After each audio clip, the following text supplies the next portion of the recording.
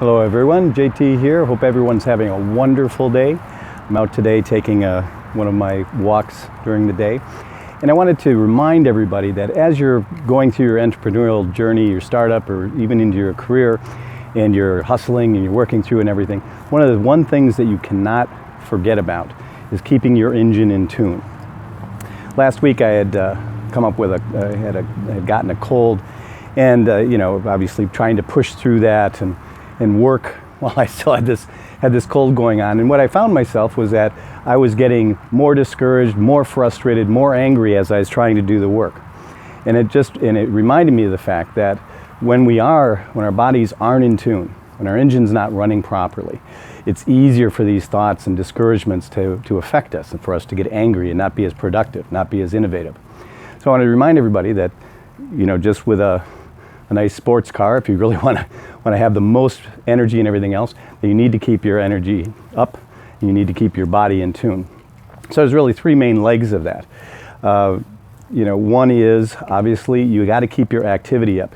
As most people have read, that sitting for 8 hours a day in front of a desk, in front of a computer, is the new smoking. It's they're finding that it's very, very bad for us to sit and be inactive. And a lot of this goes back to, there's a great book called The Story of the Human Body by Daniel Lieberman.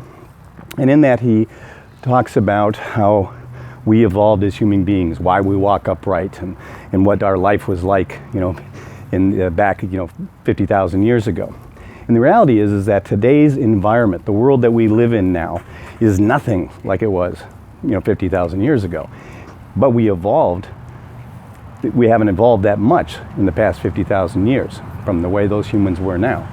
So we need to do things to counteract the environment that we're in. So one of these things is that on a daily basis, you have to be doing something to increase your activity level. You have to be walking, swimming, riding bikes, going to the gym, whatever it might be, but you have to keep moving. You have to keep your body active. Each day I do about 7.5 miles of walking, because for me that's what works.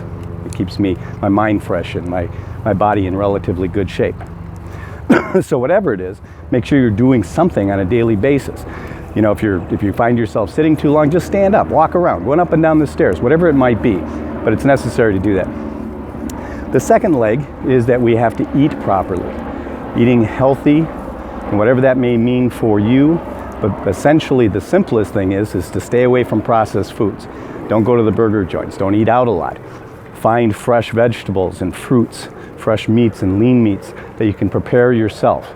There's some very simple books, some very simple recipes to actually eat fairly healthy. And I'm not advocating being a vegan or going to all protein. Whatever seems to work for you, you can experiment with it. But basically, just do simple things. More fruits than meats. A nice aspect of foods that give you vitamins and give you the energy to be able to do the things you need to do to be successful in your business.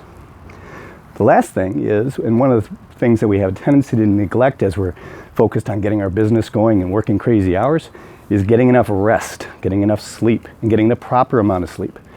Again, 50,000 years ago, we didn't have Tempur-Pedic beds and Tempur-Pedic pillows and adjustable beds and sleep number beds. We slept on the ground without pillows, okay? That's how we were evolved. I know for a fact that I can't sleep in a Tempur-Pedic bed.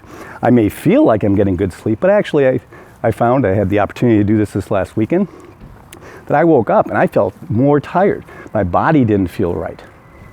Right now I sleep on a fairly hard mattress. I use a very, very flat pillow, and that gives me the amount of rest. You also have to allocate enough time for rest. We do need about 7 hours of sleep a day, or some sort of rest. We need to recharge ourselves. Way back when, 50,000 years ago, again, we got up when the sun came up and we went to bed when the sun went down. Depending on where you're living, that meant that you're getting somewhere between 6-7 hours of sleep a night or more. And that was natural for us, and that's natural for us. You can also take naps during the day. Those are very beneficial. I don't always nap, but I do take a rest period in about the middle of the day, usually after I finish this walk like this, to recharge, to get refocused for the afternoon. So again, just wanted to remind people this is a very important thing that we have a tendency to forget as we get caught up into our lives, but it's one that I hope that you remember and start doing on a daily basis. Till next time, Have a wonderful day.